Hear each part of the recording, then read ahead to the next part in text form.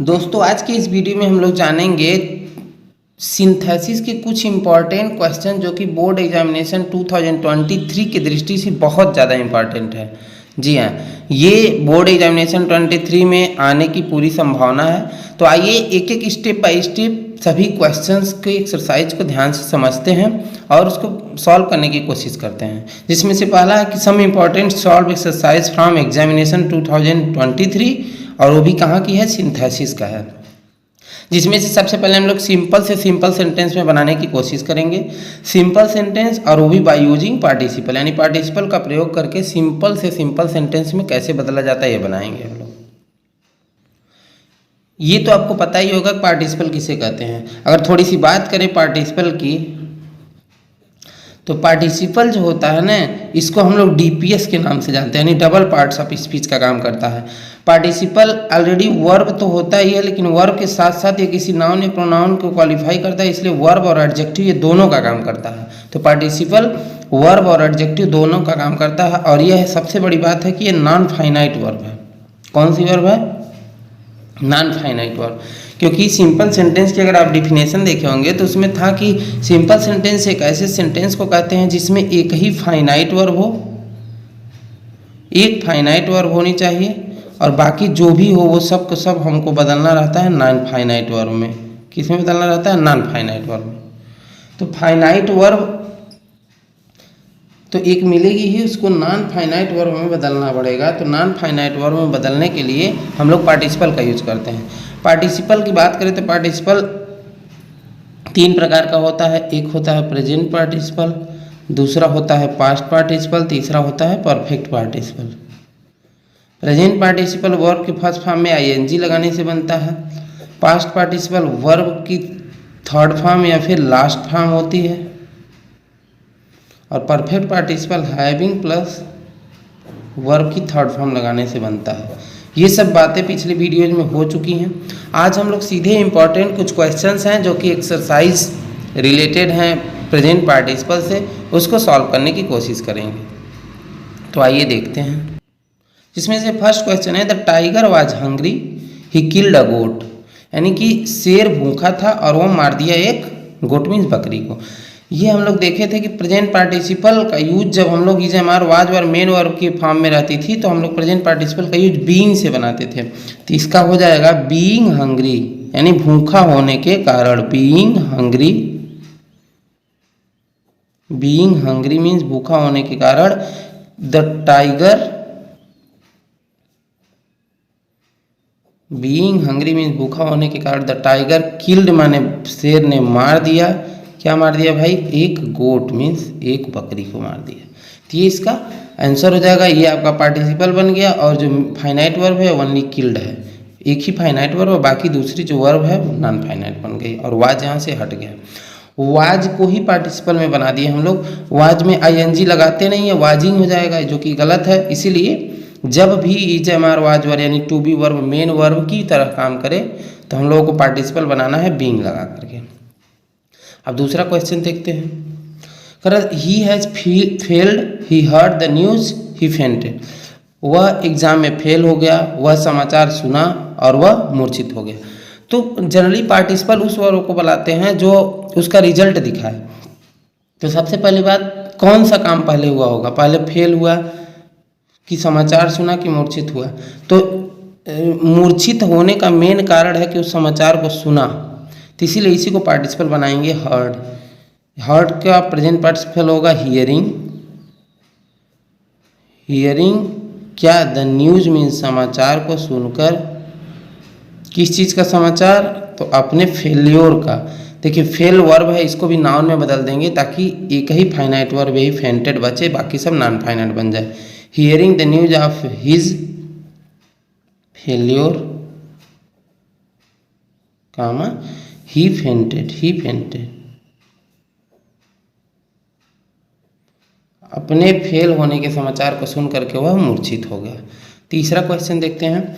The people saw the flames they ran towards the burning house, यानी कि flame में ज्वाला जो लपट थी उसको देखे लोग और वे बर्निंग हाउस में जलते हुए घर की तरफ चल दिए। तो देखने का रिजल्ट ही है ना कि वो जलते हुए घर की तरफ चल दिए। तो इसी को पार्टिसिपल में बदलना है कि सीइंग द फ्लेम, यानी कि फ्लेम को देख करके द पीपल मीन्स लोग रैन टुवर्ड्स द बर्निंग हाउस, यानी कि फ्लेम को देख करके लोग बर्निंग हाउस की तरफ दौड़ते हुए चले गए। फोर्थ क्वेश्चन है ही finished his work he went home, पहले वो अपना काम समाप्त कर लिया, उसके बाद कहाँ गया, घर गया। तो जो एक काम पूरी तरह से खत्म हो जाए तब दूसरा काम चालू हो तो हमको परफेक्ट पार्टिसिपल में बनाना रहता है, जो कि परफेक्ट पार्टिसिपल होता है हैविंग प्लस वर्ब की थर्ड फॉर्म। तो having finished his work, having finished his work, he went home, अपना वर्क समाप्त करके वह घर चला गया। यहाँ तक किसी को कोई समस्या नहीं है। आगे है कि I was hungry I took my food, मैं भूखा था और मैंने अपना भोजन लिया। फिर इज एम आर वाज और मेन वर्ब की फॉर्म में आया है, तो बीइंग हंग्री भूखा होने के कारण, आई टुक मीन्स मैंने लिया, माई फूड मीन्स मेरा भोजन, यानी मैंने अपना भोजन लिया। नेक्स्ट क्वेश्चन है कि I saw man he was blind he was carrying a lamp in his hand. I saw man, मैंने एक आदमी देखा, वह अंधा था और वह क्या ढो रहा था, एक लैंप ढो रहा था। तो हो जाएगा कि आई सा ब्लाइंड मैन, ब्लाइंड मीन्स अंधा कौन था, आदमी था।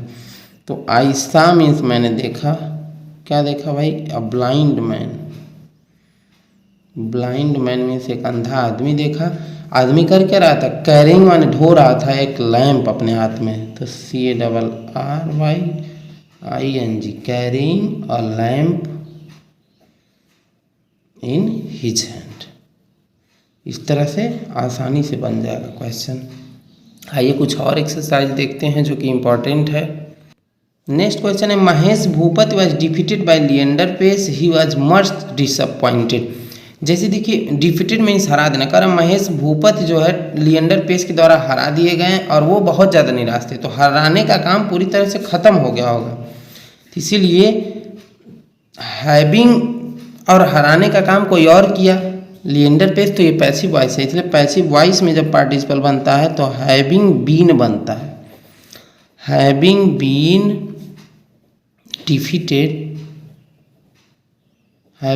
defeated by Leander pace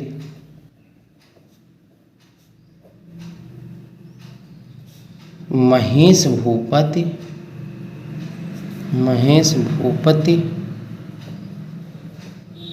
was much disappointed।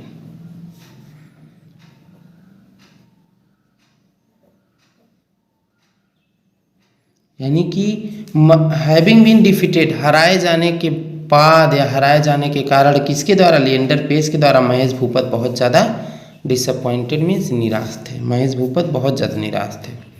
आई सा a man he was smoking a cigarette, ये तो बिल्कुल ईजी है कि आई सा a man smoking cigarette.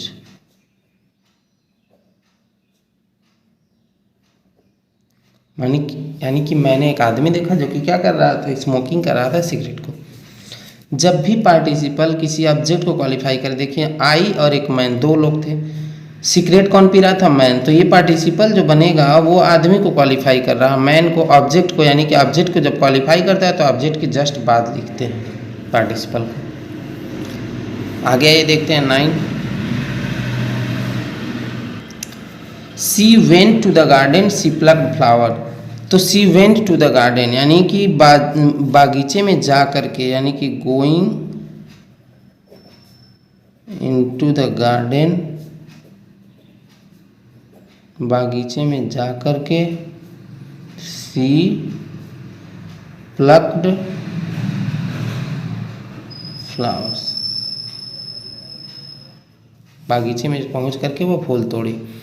Next question, the thief सा the policeman he ran away. Policeman को जब चोर देखे तो भाग गए होंगे, तो seeing the policeman,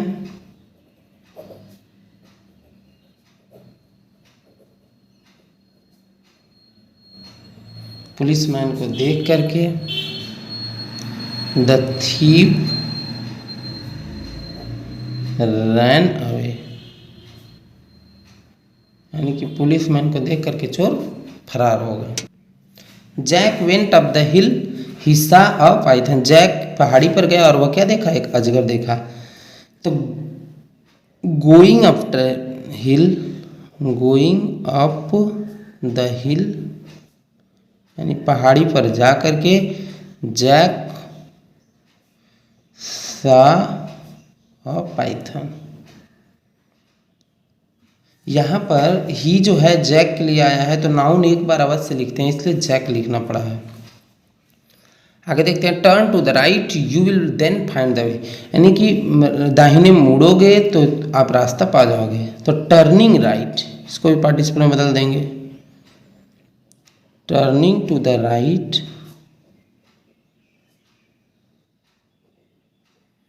you will find, you will then find the house, you will then find the house। Next question है, द मैजिशियन, ये बहुत इंपॉर्टेंट क्वेश्चन है कि the magician took pity on the mouse, he turned it into the cat. Taking pity on the mouse, took का first form में N G लगाएंगे participle, taking pity,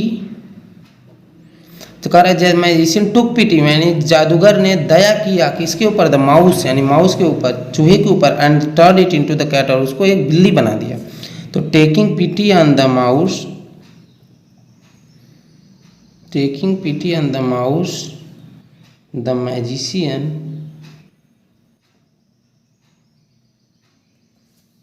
turned it into a cat, magician ने उसको एक बिल्ली बना दिया। आगे देखते हैं कौन सा क्वेश्चन है। She was tired of reading, she lay down in bed. She was tired of reading, यानी कि बीइंग टायर्ड ऑफ रीडिंग, यहाँ भी पार्टिसिपल जो है बीइंग लगा के बनेगा क्योंकि वाज आ चुका है। तो being tired of reading, she lay down in bed, यानी कि थकने के कारण वह बेड पर लेट गई।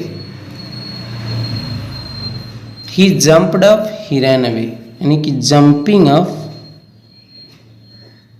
ही जंप्ड अप मतलब वह कूदे, ही रैन अवे चले गए। जंपिंग अप यानी कूद करके, ही रैन अवे वह चला गया। नेक्स्ट है, he raised his gun, he took aim, he shot the tiger, वो अपना बंदूक उठाया, लक्ष्य लिया, टाइगर को मार दिया। तो राइजिंग हिज गन, बंदूक को उठाते हुए, टेकिंग एम निशाना लगा करके, ही शॉट द टाइगर, वह टाइगर को मार दिया। He drew his sword, he attacked the enemy, वह अपना तलवार निकाला और वह एनिमी को मार दिया। Drawing his sword,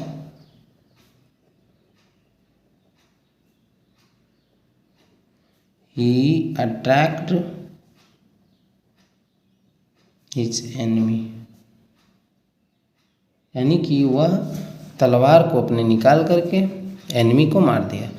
question number next है कि a funny fox saw some grapes, they were hanging from a vine, यानी कि एक फनी फॉक्स यानी कि मजाकिया जो है लोमड़ी थी, वो कुछ अंगूर देखी, they were hanging from the vine, जो कि कहाँ लटके हुए थे, वाइन मीन्स लताओं से। तो ग्रेप्स को ही क्वालिफाई कर रहा है हैंगिंग, तो इसलिए ऑब्जेक्ट को क्वालिफाई कर रहा है, ऑब्जेक्ट के बाद लिखा जाएगा। तो a funny fox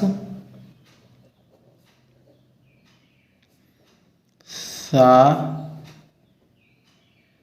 some grapes hanging from vine, hanging from vine. Next है Brijesh lost his pen he searched for it, यानी कि पेन पूरी तरह से खो गई, उसके बाद ब्रिजेश उसका तलाश किया। तो हैविंग लॉस्ट हिज पेन, अपनी पेन को खोने के बाद Brijesh searched for it, Brijesh इसकी तलाश किया। नेक्स्ट और लास्ट क्वेश्चन है पार्टिसिपल का कि ही जंप्ड अप ही रैन अवे, ये तो दोबारा आ गया है। जंपिंग अप ही रैन अवे। इस तरह से पार्टिसिपल से रिलेटेड जितने भी इंपॉर्टेंट क्वेश्चन थे उस सभी क्वेश्चन को मैंने सॉल्व करवा दिया है। आई होप इसमें से कुछ क्वेश्चन आ जाएं तो आप इसको अच्छे से सॉल्व कर सकते हैं। नेक्स्ट वीडियो में हम लोग देखेंगे कि इन्फिनिटिव का यूज करके किस तरीके से सिंथेसिस 2 या 2 से अधिक सिंपल सेंटेंस को बना करके एक सिंपल सेंटेंस में कन्वर्ट किया जा सकता है। तो देखना न भूलें नेक्स्ट वीडियो।